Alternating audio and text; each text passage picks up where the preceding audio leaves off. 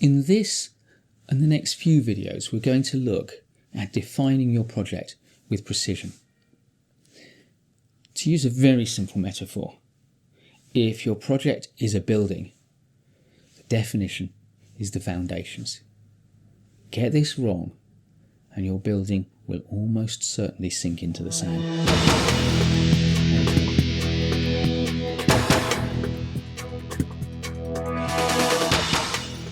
Now, in thinking about defining your project, the first two components are right at the heart. And they're two things that a lot of people confuse. First of all, we'll look at the idea of a goal, and then we'll look at the idea of an objective. Goals and objectives. And people confuse them because we talk about goals and objectives almost as if it's one big thing. Now, I don't know about dictionary definitions, but I want to draw a very clear distinction between what I refer to as a goal and what I refer to as an objective. And that distinction is what's important, whether or not you buy into the label, the use of the word goal and the use of the word objective. So let's start with a goal. A goal is something that answers the question, what do you want? And the first question that you will ask as a project manager of your boss, of your sponsor, of your client, of whoever is commissioning the project from you is, what do you want? And the answer is the goal. The goal is the aim of the project.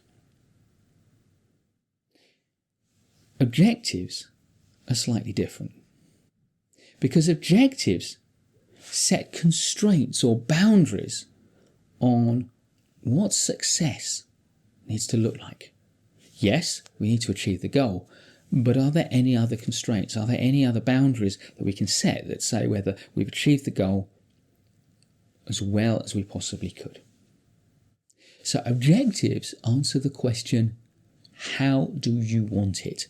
It being the goal or the project. Let me give you a very simple example.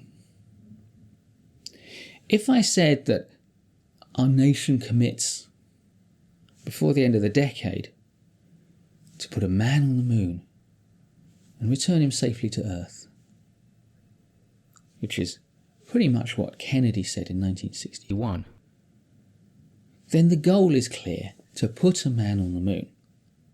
But Kennedy didn't just want to put a man on the moon, he set objectives for NASA in the way they would do it. To do it by the end of the decade, a very tight timescale, given the level of technology that the US had at the time. And to do so, and return that man safely to Earth. He was putting constraints on how NASA's success would be assessed. Putting a man on the moon would be a great triumph, but not as great as it could be if it took too long or if lives were lost.